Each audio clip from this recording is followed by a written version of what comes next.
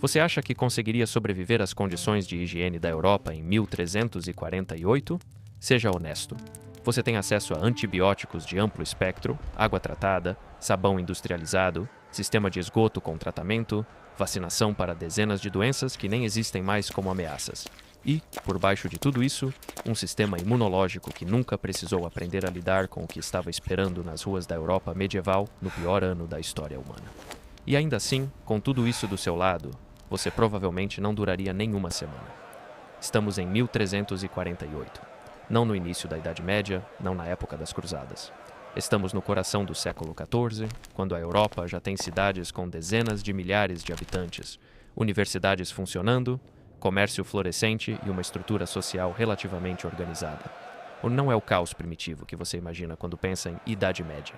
É uma civilização real, complexa, com arte, filosofia e ambição. E mesmo assim, nesse exato momento, algo está chegando de navio pelo mar Mediterrâneo que vai matar entre 30% e 60% de toda a população europeia em menos de 4 anos. A morte negra, a peste negra, a Yersinia pestis, uma bactéria tão eficiente que o historiador Philip Daliader estimou que ela pode ter matado até metade da Europa inteira. Para colocar isso em perspectiva, se acontecesse hoje, estaríamos falando de algo como 4 bilhões de mortes.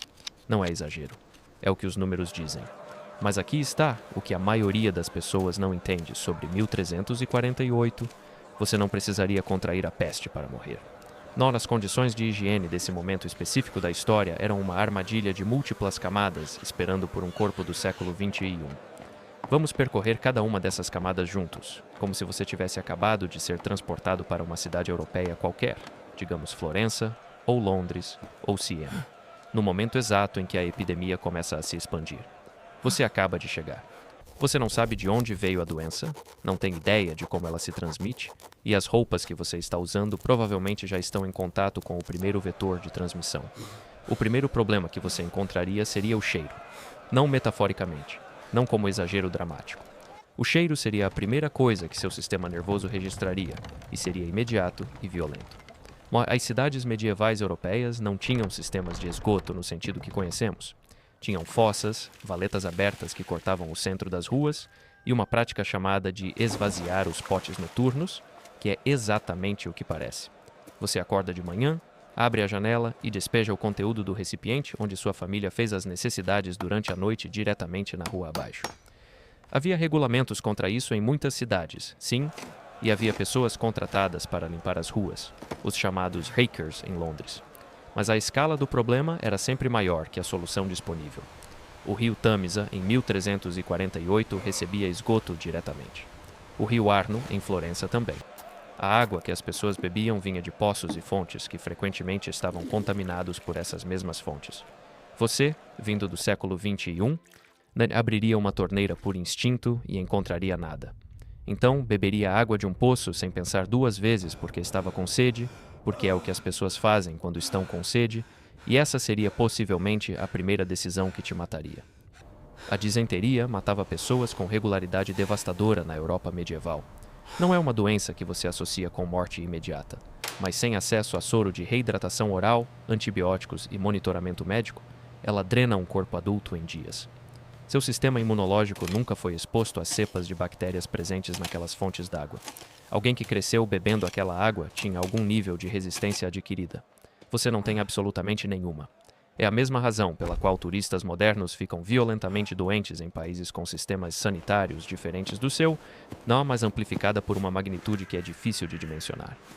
As análises de esqueletos de populações medievais, incluindo o trabalho extenso feito no cemitério de St. John's Hospital em Cambridge, mostram marcas de estresse biológico crônico nos ossos de praticamente toda a população adulta. Infecções repetidas, desnutrição periódica, trabalho físico pesado desde a infância. Os corpos que sobreviviam naquele ambiente eram corpos que tinham sido treinados por toda uma vida de exposição. O seu não foi, mas vamos supor que você teve cuidado com a água, que você percebeu o risco e ficou com o vinho, que era a bebida segura padrão da época justamente por causa da fermentação. Agora vem o segundo problema, que é infinitamente mais difícil de evitar: os piolhos. Pesquisas publicadas em 2018 sugeriram fortemente que a transmissão da Yersinia pestis durante a Morte Negra se deu em parte significativa através de piolhos e pulgas humanas, não apenas de ratos para humanos, como o modelo clássico propunha. O arqueólogo Barney Sloane, estudando os registros arqueológicos das margens do Tâmisa medieval, argumentou que a velocidade com que a doença se espalhava não se encaixava com a transmissão via ratos, que era lenta demais. O contágio pessoa a pessoa, via vetores que viviam diretamente no corpo e nas roupas humanas, explicava melhor a velocidade. E em 1348, os piolhos eram literalmente universais. Não eram sinal de pobreza ou descuido. Eram uma realidade biológica de uma época sem pesticidas, sem shampoo adequado e sem lavagem de roupa frequente em água quente suficiente para matar ovos. E o Manual de Saúde Regimen Sanitatis Salernitanum, escrito no século XI e extremamente popular na Idade Média, instruía as pessoas a lavar o rosto e as mãos com água fria pela manhã. Isso era a higiene adequada para a época. Uma lavagem completa do corpo era algo que acontecia semanalmente se você morava numa cidade com banhos públicos e mensalmente ou menos se você fosse do campo. Havia banhos públicos em Paris, em Londres, em Florença. Mas eles eram ambientes sociais coletivos, onde dezenas de pessoas compartilhavam a mesma água aquecida. E quando a peste chegou, os próprios banhos públicos se tornaram vetores de transmissão. Você fecharia as portas dos banhos? As autoridades medievais tentaram isso. Não funcionou porque a doença já estava nas roupas, nas camas, nos animais domésticos. Mas agora imagine que você chegou até o terceiro dia em 1348. Você está com piolhos, provavelmente com o estômago em colapso por causa da água, e ao seu redor você começa a perceber algo que nenhuma descrição histórica consegue preparar você para enfrentar psicologicamente: os mortos.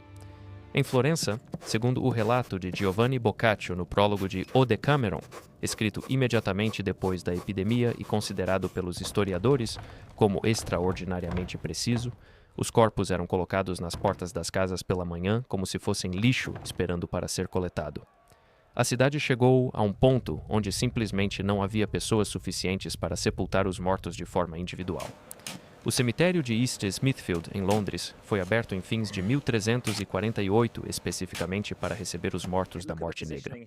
E as escavações arqueológicas feitas pelo Museum of London Archaeology Service revelaram mais de 1.000 esqueletos dispostos em valas coletivas, com as evidências documentais mostrando que o cemitério foi planejado antes mesmo da chegada da epidemia, porque alguém na administração londrina tinha entendido o que estava vindo. Os corpos chegavam mais rápido do que podiam ser enterrados. Na Siena, o cronista Agnolo di Tura descreveu como jogou os próprios filhos em valas comuns com suas próprias mãos, porque não havia mais ninguém para fazer isso por ele. Você, vindo do século XXI, teria um colapso psicológico muito antes de chegar a esse ponto. E aqui chegamos ao quinto ponto, que é o problema médico direto.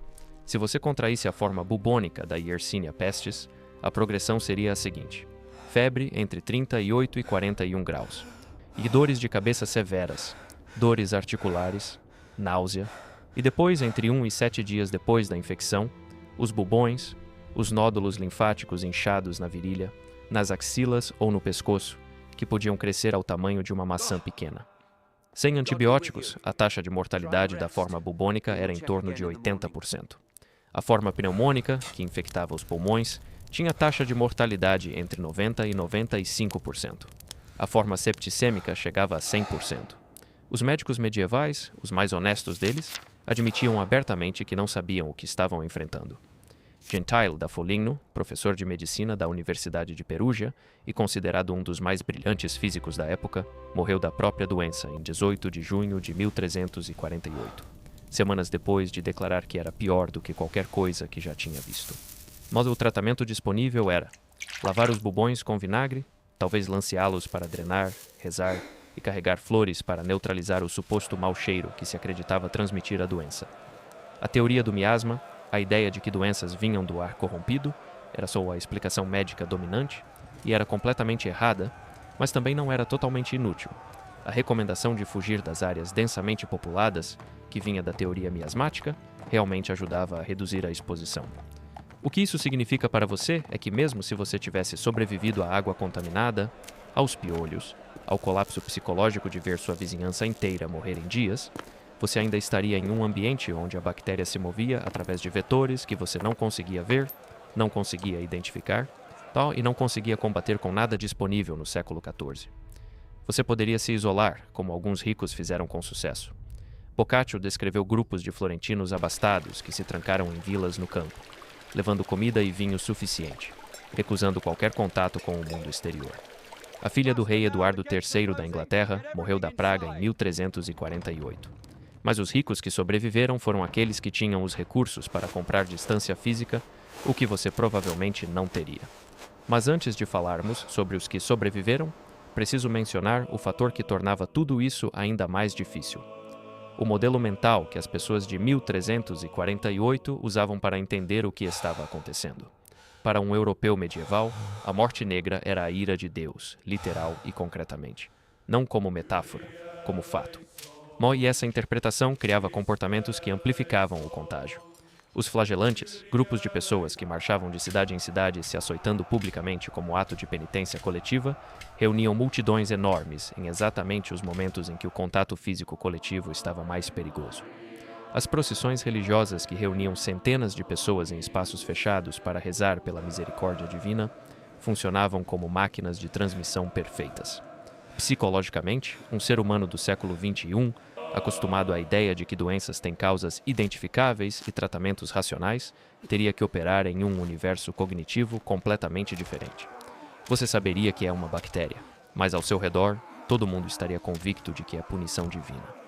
E as ações coletivas desse entendimento estariam tornando sua situação mais perigosa a cada hora. E ainda assim, vamos falar sobre os que sobreviveram, porque eles merecem muito mais do que uma nota de rodapé. As pessoas que navegaram pelo ano de 1348 e saíram do outro lado eram, em muitos casos, indivíduos com uma resiliência que não tem paralelo no mundo moderno. Os médicos que ficaram, que continuaram visitando doentes sabendo que provavelmente se contaminariam, os padres que davam extrema unção sabendo que estavam em risco, os becchini em Florença, os coveiros que eram recrutados dos mais pobres dos pobres para recolher e enterrar corpos, e que cobravam fortunas por isso porque quem ainda estava vivo precisava deles desesperadamente. Todos esses sabiam perfeitamente o que estavam arriscando. A sobrevivência não era resultado de ignorância. Era resultado de uma familiaridade íntima com a morte, com o trabalho físico exaustivo, com a privação que tornava esses corpos e essas mentes capazes de absorver traumas que paralisariam a maioria de nós antes do fim do primeiro dia. Os sobreviventes que tinham resistência genética à Yersinia pestis, uma variante de uma mutação no gene CCR5, que hoje ainda é relativamente mais comum em populações do norte europeu, passaram essa resistência para frente. Em um dos maiores e mais brutais processos de seleção que a espécie humana já atravessou, os que ficaram foram aqueles cujos corpos literalmente conseguiam resistir melhor ao pior cenário imaginável. O eco desse ano ainda está presente de formas que você vê todos os dias sem reconhecer. O conceito de quarentena, a palavra em si, vem do italiano quarantina, 40 dias, que era o período de isolamento forçado que Dubrovnik implementou em 1377 para navios chegando de regiões com peste, um dos primeiros sistemas formais de saúde pública da história moderna. A própria ideia de que o Estado tem responsabilidade de proteger a saúde coletiva de seus cidadãos, que é o fundamento de tudo, desde o Sistema Único de Saúde até a Organização Mundial da Saúde, cresceu diretamente do caos administrativo e do colapso institucional que a morte negra causou. As ordenanças sanitárias de Pistoia de 1348, um conjunto de 23 regulamentos que a cidade italiana tentou implementar quando percebeu que a doença estava chegando, proibindo a importação de tecidos usados, regulando o enterramento dos mortos e tentando controlar o movimento de pessoas de áreas afetadas, são consideradas um dos primeiros documentos modernos de saúde pública. Você pode ler esse documento hoje, ele existe. O cemitério de East Smithfield, em Londres, onde os esqueletos das vítimas da morte negra foram escavados e estudados em detalhe, fica próximo à Torre de Londres. Pode ser visitado na área. As escavações que produziram os dados genéticos confirmando o papel da Yersinia pestis como agente da morte negra foram feitas a partir de dentes desses mesmos esqueletos e os resultados publicados em 2011 na revista PLOS Pathogens encerraram décadas de debate científico. Então, quanto tempo você duraria em 1348? Sendo honesto com você, não muito. Não porque você seja fraco, mas porque a combinação de um microbioma sem preparação, um sistema imunológico sem memória para aquelas ameaças específicas, a ausência de qualquer tratamento eficaz e a escala de colapso social que aquele ano representou seria simplesmente esmagadora. As pessoas que sobreviveram não sobreviveram porque eram melhores do que você. Sobreviveram porque tinham sido forjadas por um mundo que você nunca precisou enfrentar, que nunca deveria ter que enfrentar, e que devemos ter o cuidado de não romantizar enquanto reconhecemos, com admiração genuína, o que esses seres humanos eram capazes de suportar. A pergunta que fica, enquanto você fecha esse vídeo, é a que fica sempre depois dessas viagens. Que época da história você quer explorar na próxima vez? Qual o lugar e o momento onde você quer testar, em segurança e à distância de 7 séculos, o quanto você teria sobrevivido?